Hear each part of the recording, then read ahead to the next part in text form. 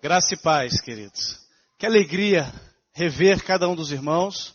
Eu digo rever porque há cerca de um ano eu estive aqui em Itabira, estive com os irmãos compartilhando a palavra.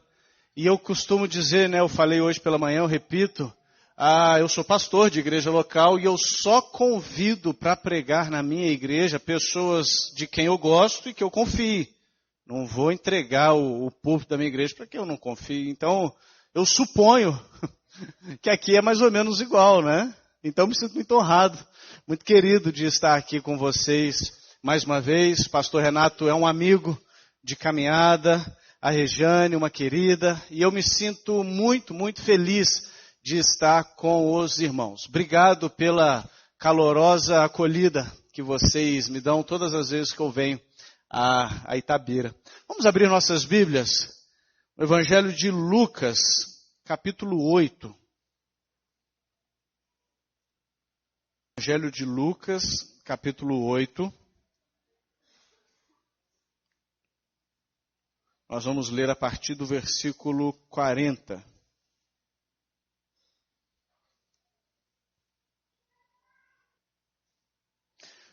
que está acontecendo aqui é o seguinte: Jesus desenvolveu boa parte do ministério dele na cidade de Cafarnaum, na Galileia, que fica na parte ocidental do mar da Galileia.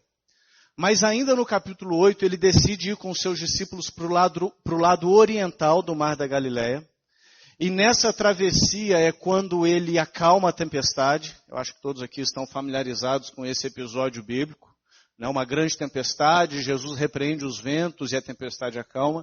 E no lado oriental do mar da Galileia, lá em Gadara, é quando ele tem contato com aquele endemoniado gadareno, ou endemoniado gerazeno, que era um sujeito que vivia igual um bicho, nu, pelos cemitérios e se arranhava, era uma coisa terrível.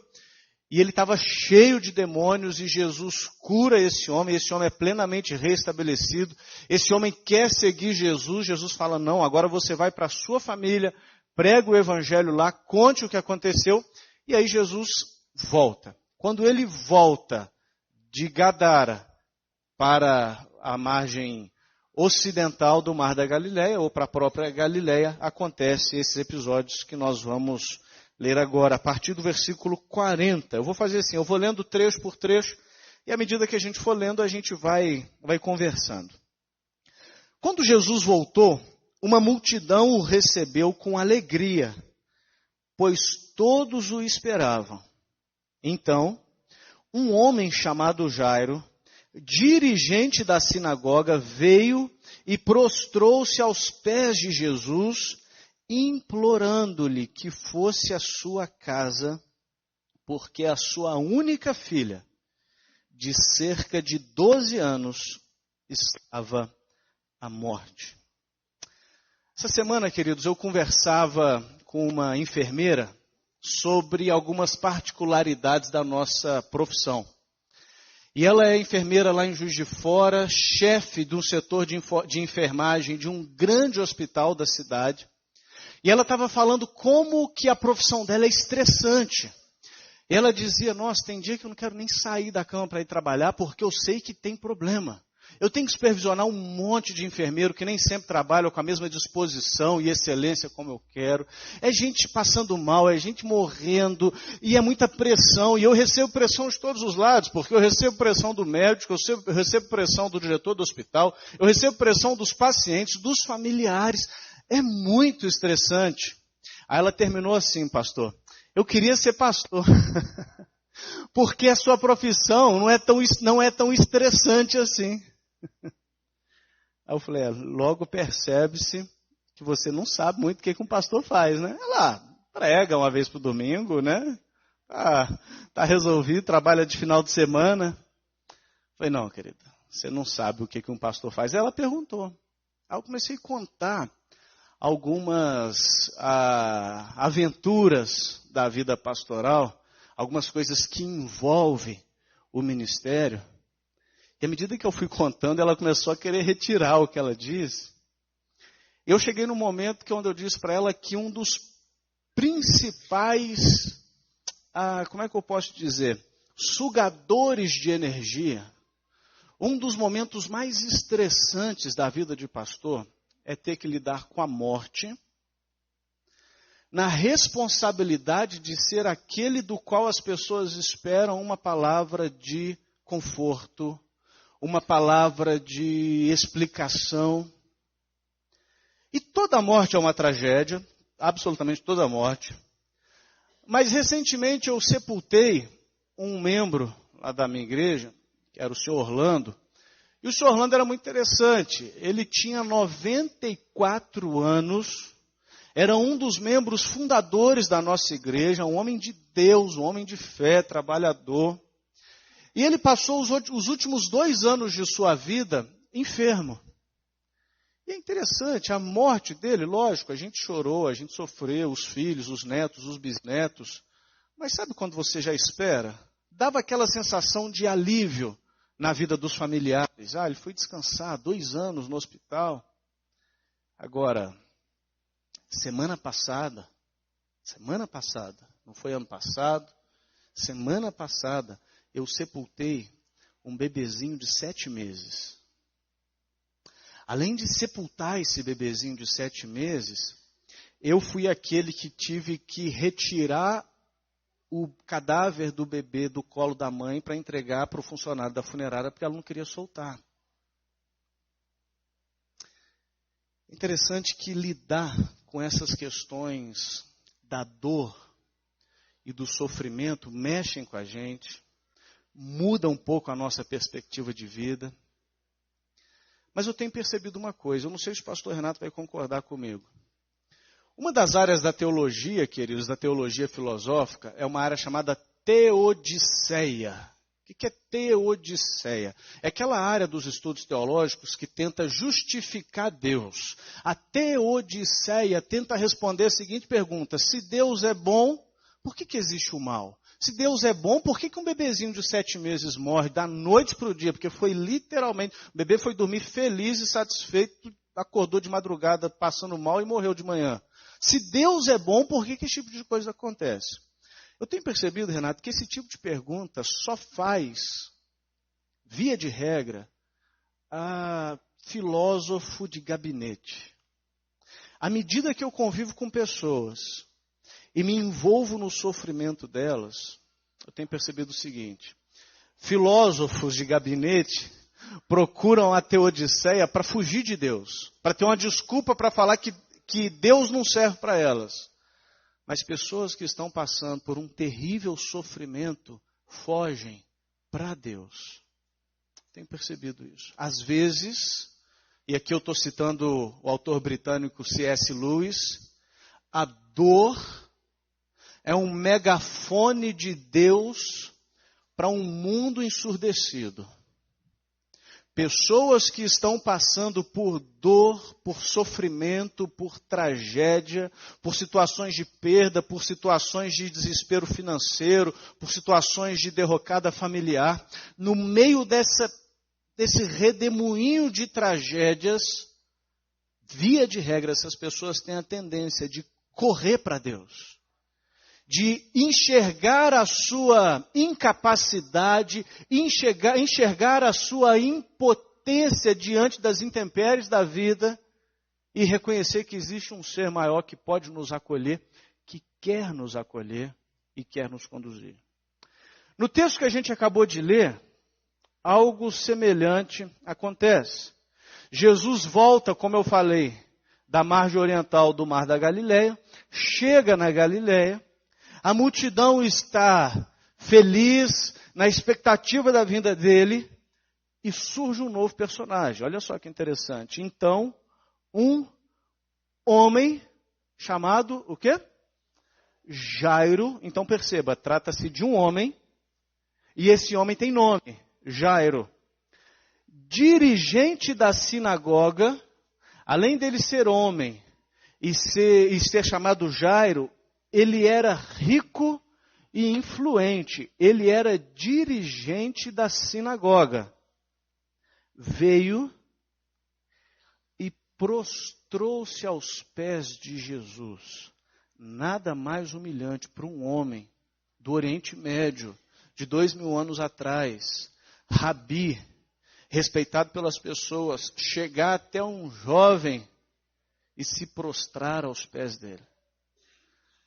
Quando a gente vê essa cena, a gente já pode perceber que tem alguma coisa de errada na vida desse Jairo, desse dirigente da sinagoga. Como eu disse, a dica de que a tragédia bateu na porta dele, de que tem alguma coisa de errado na vida desse sujeito. Ele corre até Jesus na frente de toda a multidão e todo mundo sabia quem era Jairo e se prostra diante de Jesus, implorando-lhe que fosse à sua casa, porque a sua única filha de cerca de 12 anos estava à morte. Uma pergunta para vocês, queridos, 12 anos é muito ou pouco tempo? 12 anos, está na hora de morrer com 12 anos? 12 anos para uma vida é muito ou pouco tempo? Pouquíssimo, né? 12 anos. A filhinha dele de apenas 12 anos estava à morte. Antes da gente continuar, eu queria mostrar para vocês o que acontece na sinagoga, porque o Lucas, a maneira como o Lucas narra esse episódio é muito interessante. Jairo, ele é o dirigente da sinagoga. Volta um pouquinho comigo, abra sua Bíblia em Lucas capítulo 4, versículo 28.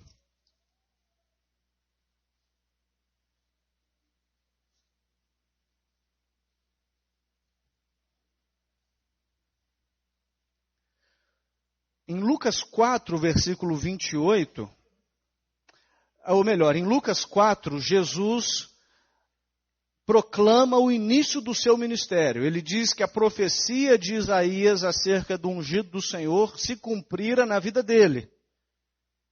E olha o que acontece no finalzinho do versículo, no meio do capítulo 4, versículo 28. Todos os que estavam, aonde? Na sinagoga, ficaram furiosos quando ouviram isso. Levantaram-se e expulsaram-no da cidade e o levaram até o topo da colina sobre o qual fora construída a cidade, a fim de atirá-lo precipício abaixo. Mas Jesus passou por entre eles e retirou-se. Para alguém ficar bravo com você, a ponto de pegar você e jogar no alto de um morro para te jogar de lá, eles têm que ter ficado muito bravos. Eu já estive pregando e as pessoas na audiência ficaram bravas, mas o máximo que elas fizeram foi levantar e sair. Ninguém nunca me agarrou e quis me jogar de um alto do morro. Aqui, o pessoal da sinagoga quis fazer isso. Um pouquinho mais para frente, a gente vê a própria presença da liderança da sinagoga. Lucas 6, versículo 11. Em Lucas 6, Jesus cura um homem que tinha a mão ressequida. E era dia de sábado. Então o pessoal fica indignado, porque dia de sábado era o dia de descanso. Não podia fazer isso dia de sábado. E aí Jesus dá uma lição de moral neles e mostra a própria hipocrisia deles, de que eles também faziam o bem no sábado. E aí no versículo 11, Lucas 6, 11, nós lemos o seguinte. Mas eles ficaram furiosos e começaram a discutir entre si o que poderia fazer contra Jesus. Essa é a experiência, ou essas são as experiências que Jesus teve nas sinagogas da Galiléia.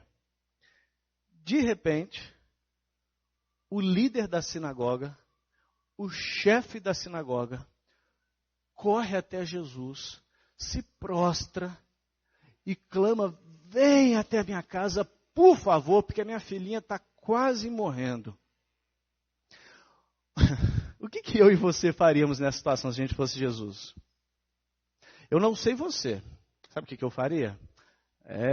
Jairo, o jogo mudou, né? Não foi você que viu a turma me levando para o alto do morro e não fez nada?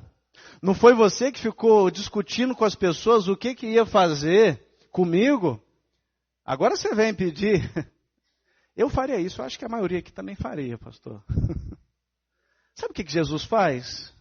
Versículo 42, parte B. Estando Jesus a caminho. O que Jesus faz? Ele vai. Ele vai. Isso é sensacional. Ele vai. Isso me ensina, querido e querida, que não importa como você chegou aqui nessa noite. Não pense que quando você chega até Jesus para pedir perdão, ele diz o seguinte: esse cara de novo, não aguento mais. Não, Deus não faz isso. O chefe da sinagoga que quis jogar Jesus do alto do morro, chegou até ele e Jesus foi. Não importa o que você fez até aqui, não importa como você viveu até aqui, não importa o que fizeram a você até aqui. Se você veio até aqui em busca de Jesus, saiba que Ele quer te abençoar. Ele quer tocar na sua vida. Se Ele abençoou Jairo, querido, saiba que tem esperança para a gente. Tem esperança para a gente. Ele vai. O texto continua, versículo 43. E estava ali certa mulher, agora é outro personagem, uma mulher, que havia 12 anos vinha sofrendo de hemorragia e gastara tudo o que tinha com os médicos, mas ninguém pudera curá-la. Uma mulher pobre, porque ela tinha gastado tudo o que tinha com os médicos. Qual que é o nome dela? A gente não sabe. O narrador faz questão de não nos informar o nome dela. E essa mulher era considerada impura. Cerimonialmente ela era considerada impura. Já já eu vou explicar para você o que significa essa questão de impureza cerimonial. Mas ela era impura cerimonialmente. Olha o contraste. Um homem rico, influente, puro, porque era o líder da sinagoga, chamado Jairo. E de repente aparece uma mulher pobre, impura e sem nome. O que esses dois personagens têm em comum? Duas coisas. Primeiro, há quantos anos tinha a filha de Jairo? Há quantos anos essa mulher sofria de hemorragia? 12 anos é pouco ou muito tempo? Vocês falaram que era um pouco. Agora estão falando que é muito. Percebem como que Lucas constrói a narrativa dele? Narra essa história para nos fazer perceber. 12 anos, tadinha, só isso. De repente, 12 anos, isso tudo. 12 anos sofrendo, 12 anos sangrando. 12 anos é muito ou pouco tempo? Depende. Depende. Deus vem ao nosso encontro na nossa particularidade. Deus não nos trata no atacado.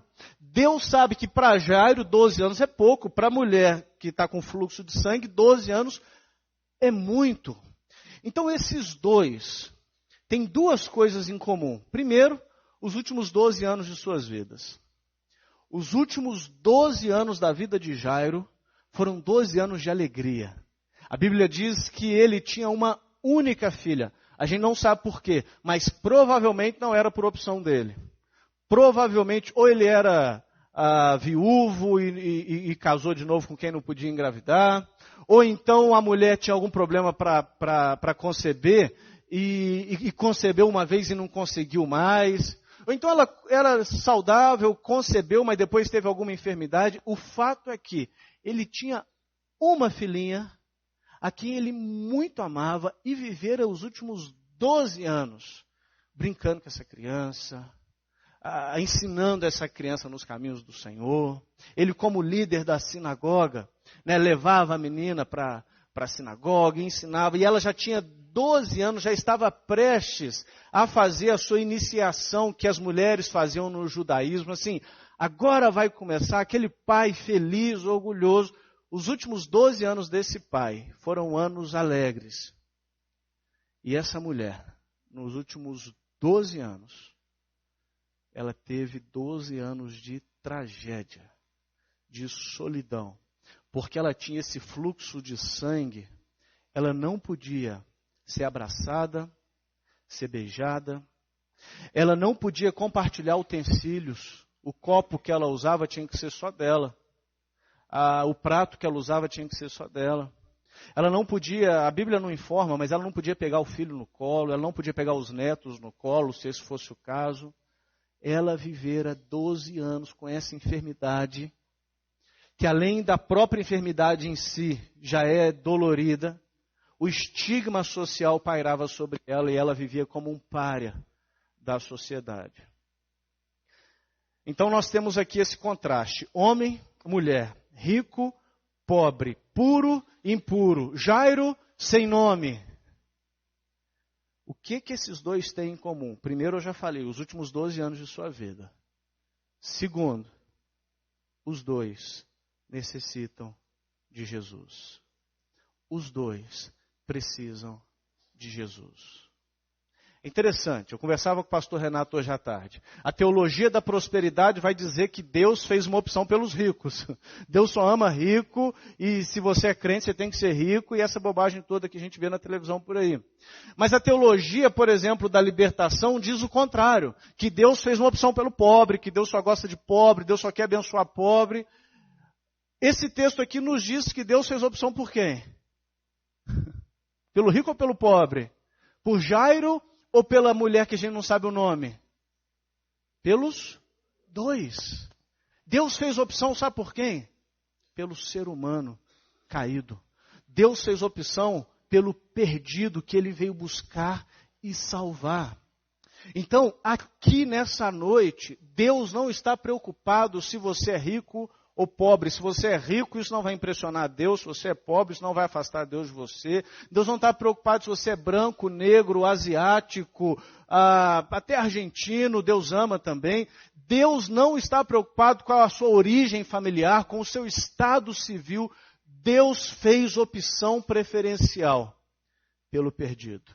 Por isso que ele diz, o Filho do Homem não veio para ser servido, mas para servir e dar a sua vida em resgate de muitos. Muitos. Essa é a situação na qual a gente se encontra aqui. Muito bem, essa mulher veio por trás, né, vinha sofrendo há 12 anos, gastaram tudo que tinha com os médicos, ninguém podia curá-la. Versículo 44. Ela chegou por trás dele e tocou na borda de seu manto, e imediatamente cessou sua hemorragia. Quem tocou em mim? Perguntou Jesus. Como todos negassem, Pedro disse, mestre, a multidão se aglomera e te comprime. Eu consigo me relacionar com Pedro aqui. Jesus está indo lá, a mulher vem por trás, toca em Jesus, mas tem uma multidão ao lado de Jesus. Aí ele para e fala, quem me encostou? Aí Pedro falou, Jesus, você está de brincadeira, Jesus? Olha quanta gente tem aqui, você está maluco? Quem tocou em você? Todo mundo. Mas Jesus disse, alguém tocou em mim, eu sei que de mim, o que diz? Atenção para esse verbo, saiu poder. Alguém tocou em mim, porque eu sei que de mim saiu poder. Deixa eu explicar para vocês o que isso tem a ver com o fato da mulher ser cerimonialmente impura. Pastor, tem problema de tirar o paletó? Eu vim preparado para o frio, me falaram que estava frio em Itabira, mas mudou, né? Estava mesmo, não? Deixa eu... Com licença, queridos.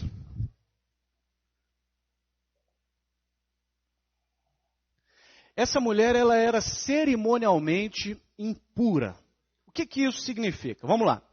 Quando a gente olha para o Antigo Testamento, nós vemos a lei do Senhor. E a gente precisa fazer uma diferenciação. Quando a gente fala de lei, a gente não pode falar tudo genericamente. No Antigo Testamento nós enxergamos 3 tipos de lei. Quais são? A lei civil, a lei moral e a lei cerimonial. A lei civil, a lei moral e a lei cerimonial. O que era a lei civil? A lei civil eram os regulamentos da sociedade israelita do Antigo Testamento. Simples assim, os regulamentos da sociedade israelita do Antigo Testamento. O que era a lei moral? Como o próprio nome já diz, era a lei que apontava para nós como nós devemos viver. O que Deus espera do seu povo? Como que Deus espera que nós vivamos? E o que era a lei cerimonial? A lei cerimonial era uma série de ordenanças que envolviam tipos de alimentos que podia ou não podia comer, tipos de dias que nós deveríamos ou não deveríamos guardar, tipos de enfermidade que nos permitia ou não permitia conviver com as pessoas. Essa era a lei cerimonial. Qual que era o propósito da lei cerimonial? Fazer uma separação clara entre o puro e o impuro, entre o santo e o profano. Foi uma maneira prática de Deus nos ensinar acerca do que é santo e o que é profano e como que não pode haver comunhão entre as duas coisas. Então, por exemplo, lei civil, um exemplo de lei civil, um exemplo interessante de lei civil, era uma lei que existia em Israel que dizia que quando alguém fosse colher a sua plantação, o seu campo, essa pessoa só podia colher no interior da plantação, ela não podia colher nas bordas da plantação. Por exemplo, você tem uma plantação de trigo. Quando você fosse colher, você tinha que deixar as bordas intactas. Por quê? Para que o pobre, o estrangeiro, a viúva, o órfão, pudesse ir lá colher. Essa lei é válida para a gente hoje? Não. Se você tiver a sua plantação, pode colher tudo. Mas qual que é o princípio? O princípio permanece. Cuidar dos mais necessitados, cuidar dos pobres. O que é a lei moral? A lei moral é não matarás, não adulterarás, não dirás falso testemunho. Essa lei é válida para a gente hoje? Claro. Ou será que liberou matar, dar falso testemunho, adulterar?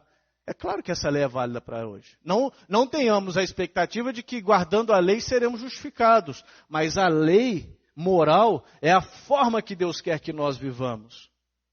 E a lei cerimonial? Como eu disse, a lei cerimonial, ela envolvia uma série de ordenanças acerca do que pode e o que não pode. Então, por exemplo, comer picanha bovina, pode. Comer bacon, não pode. Simples assim. Né? Trabalhar sexta-feira, pode. Trabalhar sábado, não pode. Abraçar e beijar a sua mulher durante 3 semanas do mês, pode. Durante os dias da sua menstruação, não pode. Esse tipo de lei, como eu já falei, e eu repito, porque é importante para a gente compreender o que está acontecendo aqui, era a forma de Deus mostrar para o povo, uma forma didática de Deus mostrar para o povo que existe o santo e o profano, o certo e o errado, o puro e o impuro. E o que era interessante nessa lei é que quem estava impuro e encostava em alguém, o que acontecia com essa pessoa que estava pura? Ela ficava impura também. Então a mulher no seu fluxo de sangue encostava em alguém, essa pessoa ficava impura também. Um leproso encostava em alguém e essa pessoa ficava impura também. E assim por diante. Você não poderia, por exemplo, tocar num cadáver de um animal, porque senão você também ficaria impuro. Perceba que até então o fluxo era do impuro, contaminava o puro. O profano contaminava quem estava em santidade. O fluxo, para aqueles aqui engenheiros, professores de física, o vetor era do impuro para o puro. A impureza ia na direção daquele que era puro.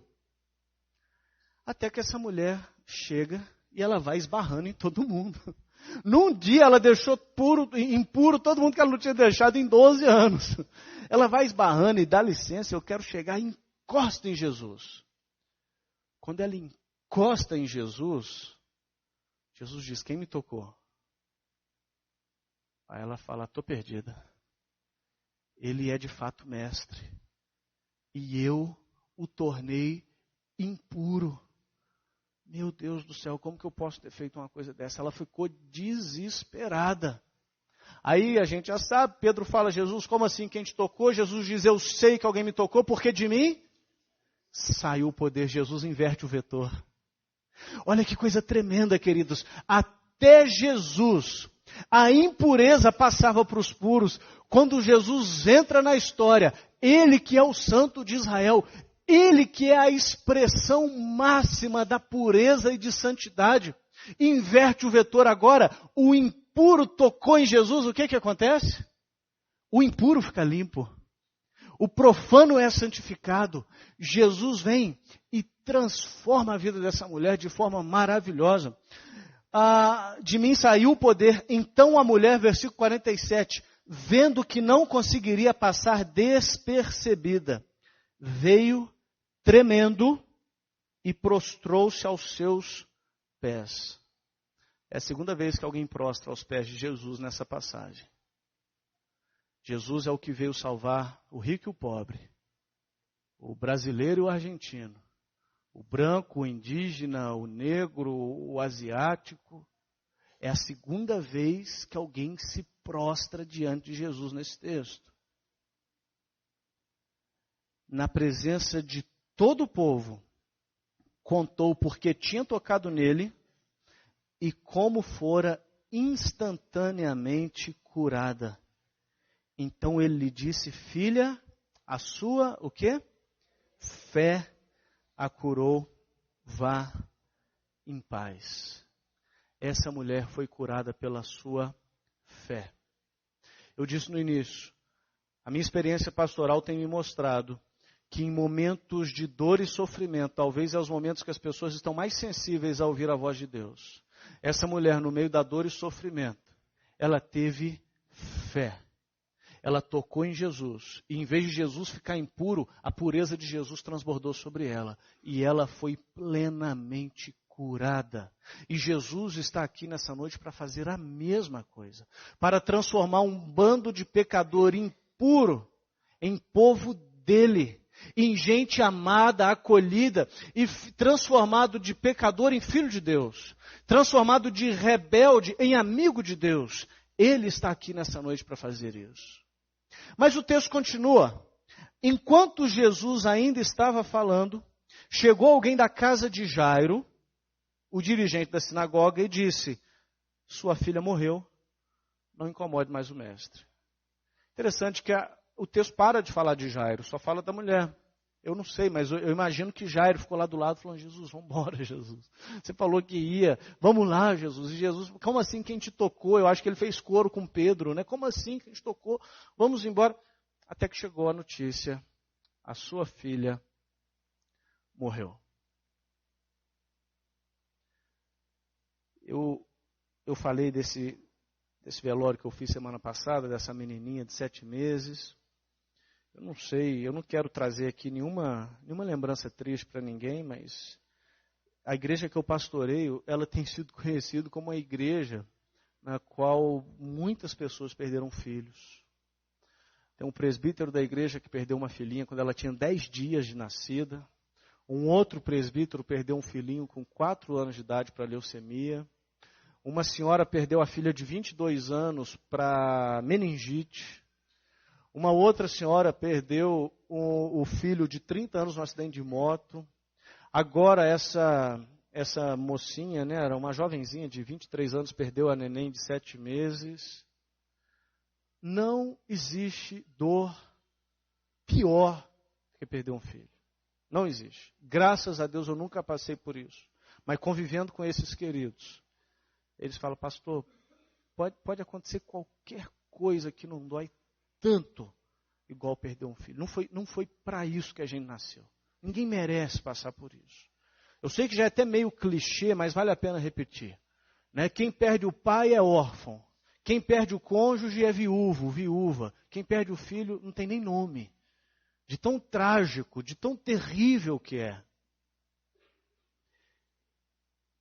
E é interessante que Jairo experimenta essa sensação. Esse vazio, esse nó na garganta, essa sensação de raiva misturada com medo. Por que isso foi acontecer comigo? E a resposta de Jesus para Jairo é muito interessante.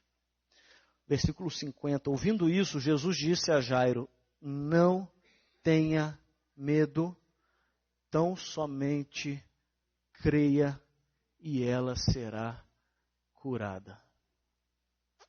Interessante, eu citei aqui um grupo de irmãos da minha igreja que passaram por essa tragédia.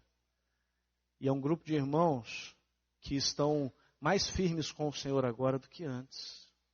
que estão mais próximos de Deus agora do que antes, e que encontraram na fé razões para continuar vivendo a vida para Deus, na esperança de que a separação, por mais dolorosa que seja, não é eterna. Quando Jesus vê Jairo desolado, desabando emocionalmente, minha filha morreu, a minha única filha morreu, Jesus diz, não tenha medo, creia. Não tenha medo, creia. E aqui nós temos uma dica acerca de qual que é o tema dessa passagem. Porque na minha Bíblia aqui colocaram o tema como o poder de Jesus sobre a doença e sobre a morte. Eu não acho que esse seja o tema. O que Jesus falou para a mulher? A tua fé. O que Jesus falou para Jairo? Não temas, creia. Qual que é o tema dessa passagem? Fé. Crer em Deus. Nós só vamos sair daqui nessa noite diferentes se nós crermos em Deus. E quando nós temos fé, quando nós cremos, isso transforma as nossas vidas. Ano passado, quando eu estive pregando aqui, eu falei sobre o nascimento de Samuel. Ana, Eucana, a sua rival Penina. E é interessante que Ana vai orar deprimida e volta feliz, sem antes ter recebido a bênção. E o que transforma a Ana? Ela crê. Queridos e queridas, as nossas vidas serão transformadas se nós crermos. É isso, inclusive, esse foi o estandarte que os nossos pais reformadores levantaram há cerca de 500 anos atrás. Aliás, ano que vem a gente vai comemorar 500 anos da Reforma Protestante. O justo viverá pela fé. Se nós quisermos caminhar com Deus, nós precisamos crer. Crer contra o racional. Crer contra as circunstâncias, porque não é razoável crer que um morto vai ressuscitar. Não é razoável crer que uma mulher impura vai ficar curada. É crer que Deus é poderoso para fazer aquilo que Ele diz que vai fazer. Não temas, somente creia. Quando chegou à casa de Jairo, versículo 51, não deixou ninguém entrar com ele, exceto Pedro, João, Tiago e o pai e a mãe da criança. Enquanto isso, todo o povo estava se lamentando e chorando por ela. Não chorem, disse Jesus, ela não está morta, mas dorme. Atenção para isso daqui, porque isso aqui tem uma dica teológica de Lucas aqui tremendo. A menina estava morta, sim ou não? Sim. Por que Jesus disse que ela dorme?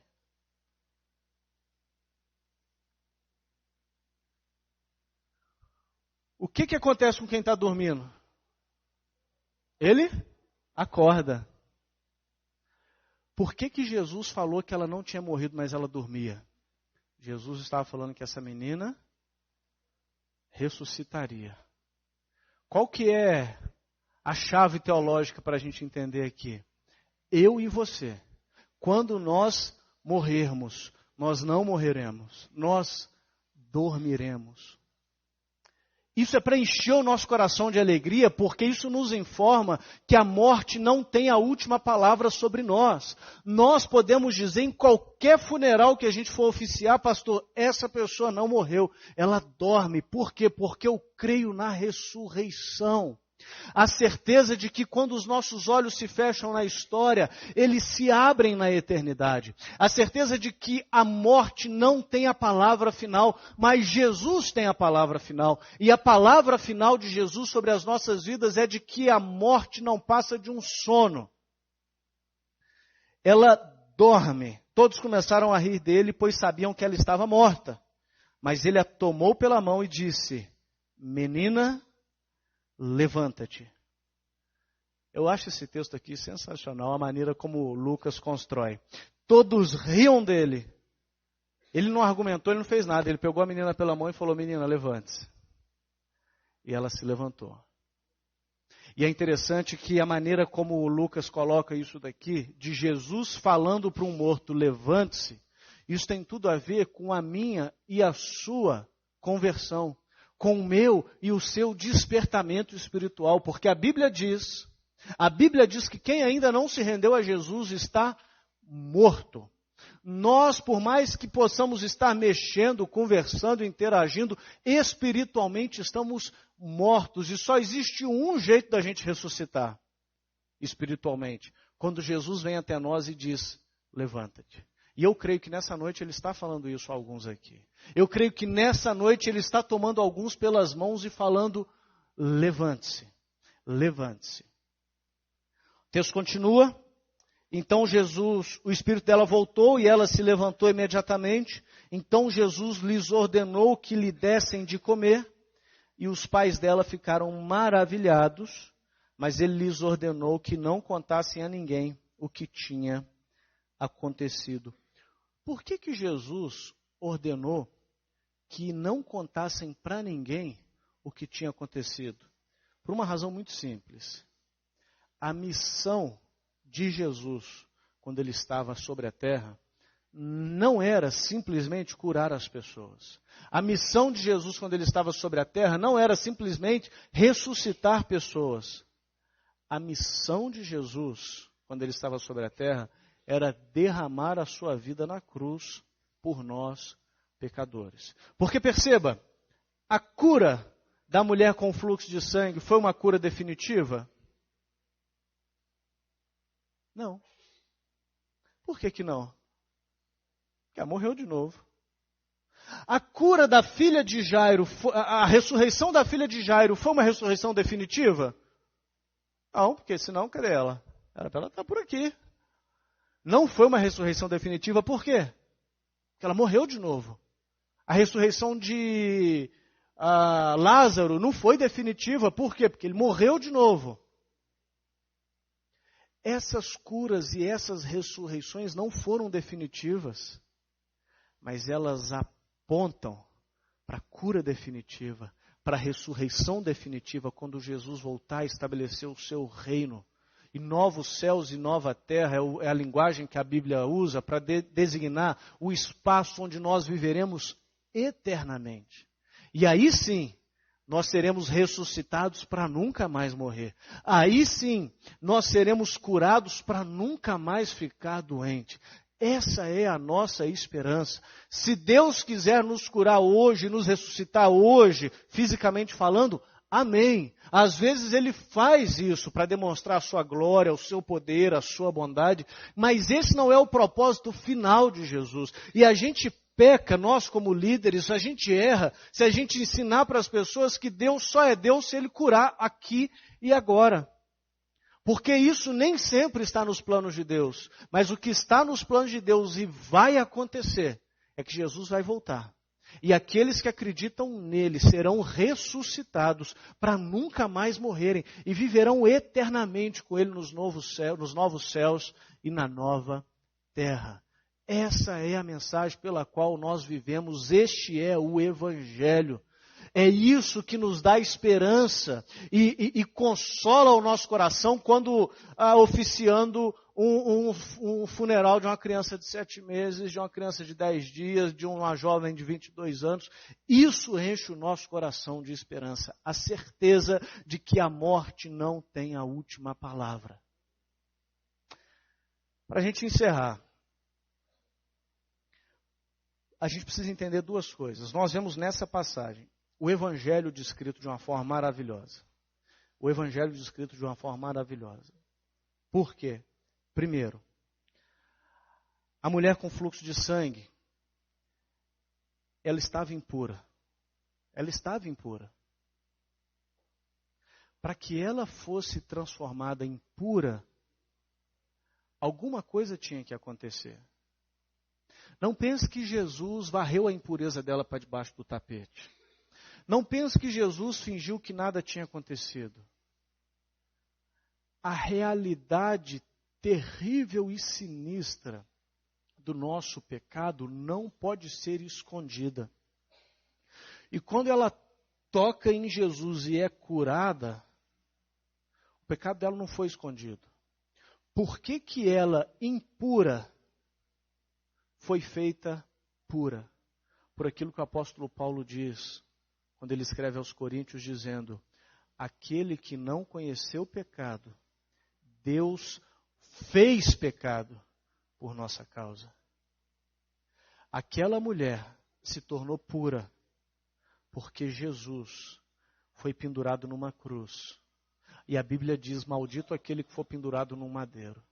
Aquela mulher se tornou pura porque Jesus foi feito impuro. Ela se curou porque Jesus se adoentou. Ela foi aceita por Deus porque Jesus foi rejeitado por Deus. Essa é a primeira parte da pregação do Evangelho nessa passagem. A impura sendo transformada pura. Por quê? Porque o puro, o santo de Israel, aquele que não conheceu o pecado, foi pendurado numa cruz e morreu no nosso lugar. É isso que acontece na cruz, querido. Jesus leva os nossos pecados, leva as nossas impurezas, leva as nossas maldades e coloca sobre nós a sua santidade, a sua justiça, a sua comunhão com Deus. É isso que acontece na cruz. Eu e você podemos ser feitos puros nessa noite, mas lembre-se, isso só é possível porque Jesus levou a nossa impureza na cruz. Jesus levou o nosso pecado na cruz. E qual que é o segundo elemento do Evangelho nessa passagem? Assim como a filha de Jairo ressuscitou, assim como ela estava dormindo, eu e você, se crermos em Jesus, não morreremos eternamente. Eu e você, se crermos em Jesus, viveremos eternamente com Deus. Ainda passaremos pela experiência da morte, se Jesus não voltar antes. Se Jesus não voltar antes, ainda passaremos pela experiência da morte. Mas temos a certeza absoluta de que quando os nossos olhos se fecharem na história, eles se abrirão na eternidade. Quando nós morrermos, nós iniciaremos a vida eterna com Jesus. Essa é a nossa esperança, queridos. É por isso que nós vivemos. É por isso que eu, pastor Renato e tantos outros, é para isso que eu, pastor Renato, dedicamos a nossa vida a proclamar que existe um Deus que, porque Ele morreu no nosso lugar, nós viveremos a vida dele. Feche seus olhos. Eu quero orar por você nesse momento. Queria te convidar a se lembrar das suas impurezas, das suas maldades, das coisas terríveis que você faz e fez, que desagradam a Deus, e você sabe disso. Te convido também a se arrepender disso. Quero te lembrar que existe um Deus que morreu na cruz no seu lugar. Que diante do seu pecado, diante da sua maldade, Ele não respondeu com vingança ou ira. Antes, Ele derramou a vingança e a ira dele sobre o Filho na cruz.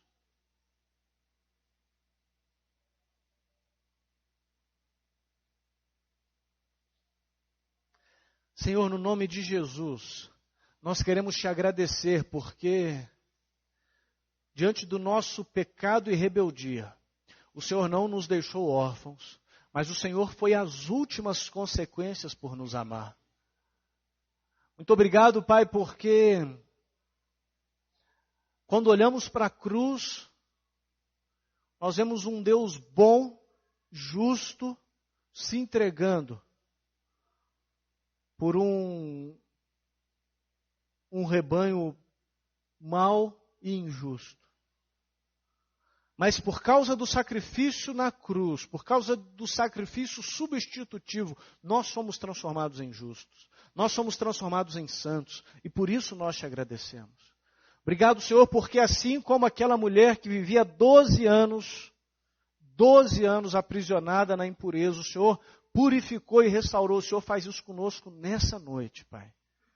Obrigado porque assim como o Senhor ressuscitou, o Senhor ressuscita ainda hoje. E como diz a sua palavra, já estamos ressuscitados com Cristo, assentados em lugares celestiais. Obrigado, Senhor, porque tanto o rico Lázaro, quanto a pobre mulher, foram alvos da tua graça e do teu amor. Isso nos mostra que nessa noite não tem ninguém que vai escapar da tua graça e do teu amor. E Deus, se existe alguém aqui nessa noite que talvez pela primeira vez ouviu esse recado, ouviu essa mensagem, que hoje seja o dia de salvação. Que o Senhor faça aquilo que só o Senhor pode fazer, convencendo do pecado e atraindo irresistivelmente para a graça que há na cruz. E é no nome do crucificado que nós oramos. Amém. Amém. Deus abençoe vocês, queridos. Pastor.